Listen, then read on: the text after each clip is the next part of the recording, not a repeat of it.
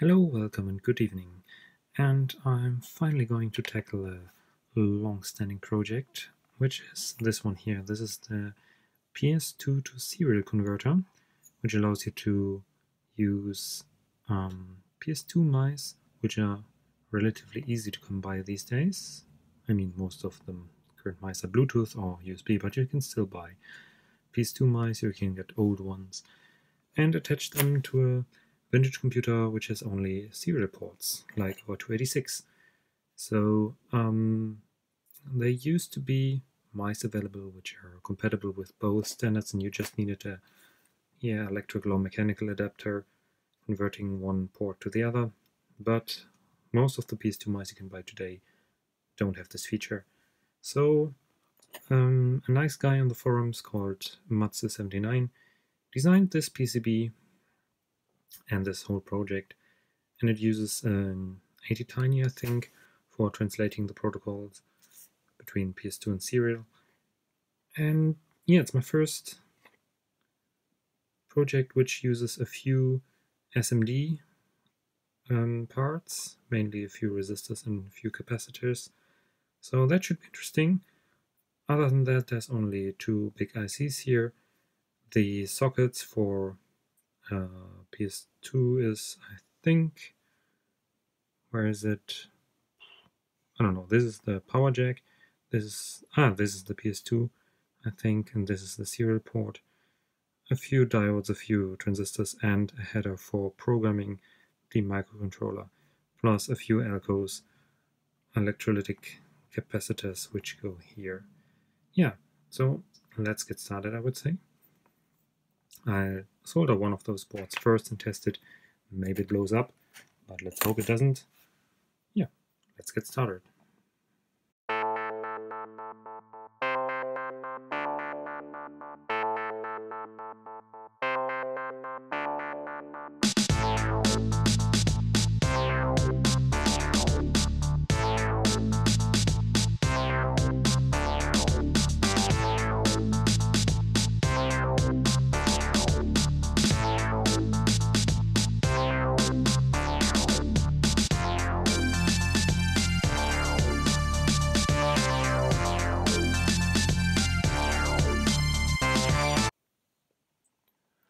Alright, so the soldering is done.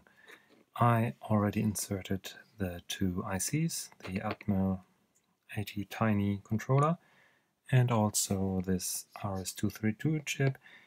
There were some interesting things while soldering this. First of all, the SMD parts were actually really easy. It's only small resistors and capacitors on the back side. I also already cleaned off the PCB from all the excess flux with isopropyl alcohol and a soft toothbrush, so it looks relatively nice. I think I'm not an expert at soldering, but I think I'm getting better. I think I made one or two little mistakes while choosing the components. This capacitor here is slightly largish. That's why it's standing at such an angle. And I picked the wrong socket here. I just noticed that, because this is supposed to plug into your multi-IO card, which is also male, and this thing here is also male. So yeah, I ordered a few replacement parts on eBay for the next two boards, but this will have to work with the gender changer, or this header here is actually also serial, this connected to the serial, so I will basically make a flat ribbon cable or something, or just use jumper wires for the time being to connect to the multi-IO card. Second, I still need a power cable. I will build one from some simple barrel plug cable and solder it to a Molex adapter, Molex socket plug. No, actually it's a plug, it's a male plug. And then I can just attach it to the 12-volt rails. Because you can feed 12 volts in here, the linear regulator here will step it down to 5 volts, and then everything will work fine. what's now left to do is to program the microcontroller with the firmware. And that's where this device comes in. This is basically a USB to serial adapter, or not quite serial, to whatever. And on the other end here is a little PCB which ends in a 6-pin thing that basically just fits on top of this. If there weren't the... I hope this makes contact. Otherwise we have a slight problem. Then we have to use some jumper cables. Hopefully this does work. I think it might be too short. I should have bought larger pins. That's also a mistake I made. Maybe you can see this. This header here is much longer than this header here. Yeah, live and learn, I say. But we can make do with some jumper cables, I think. It's not the nicest thing, but hopefully we will have to flash this only once. Yeah, we'll try it. So, okay, I'll switch to the Mac, where we will try to install this thing in the VirtualBox Windows installation and try to get it running. Alright, so I quickly tried to get this done under Windows, but it seems I'm out of luck. So we just do it in macOS first, because I think the virtualization is doing stupid things. But it should be easy enough for you to install AVRDude or Xloader on your Windows PC, and there are a lot of tutorials. Basically what we will do is use Homebrew on the Mac to install the software. The software to write to the ATtiny and compatible chips is called AVRDude. There are a few other solutions, but I think this is the most versatile, and it's easy enough. Also, Homebrew on the Mac is a very nice utility. You see, it's pretty fast, just downloading the binary and unpacking it. So, what we now do is we clone Matz's Git repository. There are links to all this stuff in the video description, so you can follow this. So we just clone it. We go in there, have a look around. Yeah. Oh, thank you. Good. So there's the subfolder firmware. There are sources and also the binary. We will try to write this. Okay, AVRDude comes with a lot of options. We only need 3 of those. First of all, we need to tell it which programmer to use, and if you write any invalid programmer, you will get a list of valid programmers.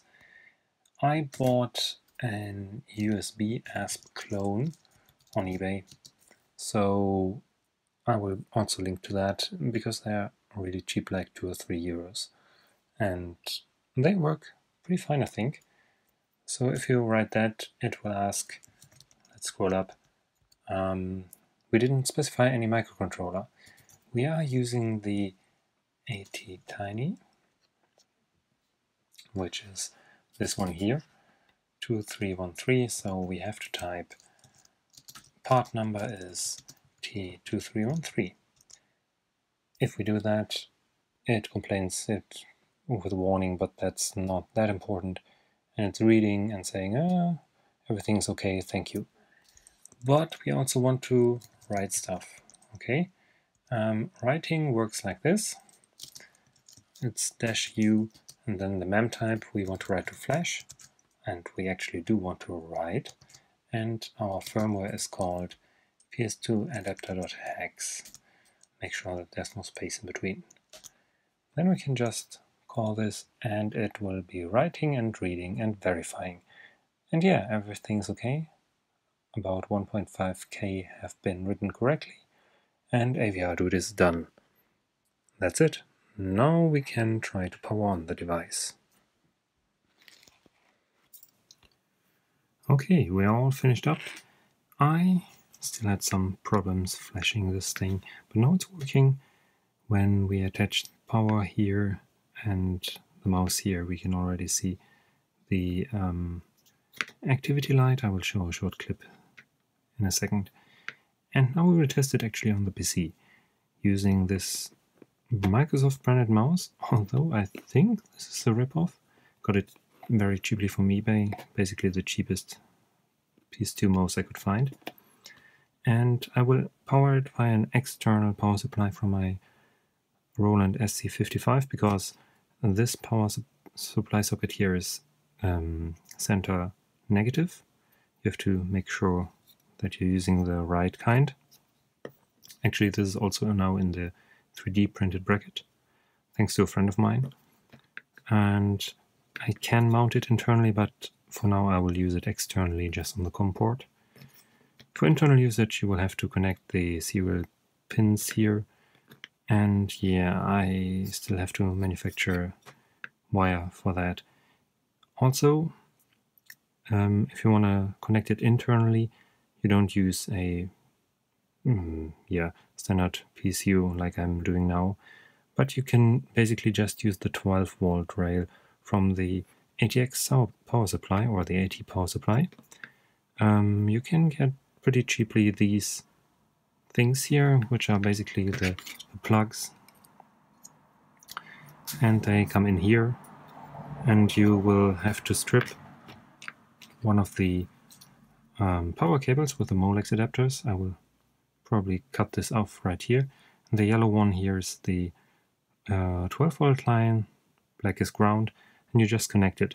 Make sure to measure which pin on the back here is ground. So probably these are center positive, probably because it's the more common standard. So measure with your meter in continuity mode which side comes out at which end. Alright, that's enough of that. Let's check out some mouse action on the 286 using this thing here. Alright, the 286 is booting up now. And first thing we should try is, I guess, Windows, because that's probably where we will use the mouse most, even though some games will probably be also the candidate. But I think if it runs in Windows, then it should run anywhere. Alright, first thing, let's try the calculator, because you need a little bit of accuracy, and yep, seems to work fine. Mouse moving, clicks are registering. I can feel a very slight lag. Might be due to my capture card, but I think with the serial mouse it's not there. It's really hardly noticeable. Maybe in the order of 100 milliseconds or so, maybe less. Sometimes it's not that noticeable. Let's fire up Paintbrush here. Okay, because here you also need quite detailed control, and there's no thing where the mouse skips. Resolution seems fine. All the movements are very smooth, even though I'm using a really cheap mouse. And yeah, so the quality of the artwork here is obviously not saying anything about the quality of the final product here. So excuse my lame skills in Paintbrush. But as you can see, it works reasonably well. All in all, this was quite a bit of work because it was my first project programming a AnyTiny. I don't even have to write the code myself, but even the flashing is a bit of a problem. As I mentioned earlier, I had some problems, and I will put the exact commands down below in the video comments, because it's actually, you need to run a fuse command before the actual flashing command. And I was missing that because I didn't read that in the tutorials. So yeah, so look at that if you want to know exactly what commands to run to be successful when you solder this project yourself. Alright, I think that about wraps it up. I have now a nice PS2 to RS-232 adapter. I will probably still be using my serial mouse sometimes, depending on what mouse I actually like best. But it's a very, very nice project, this thing, and I can say it was worth the time. So until next time, I would say share, like, and subscribe if you want, and otherwise, good evening.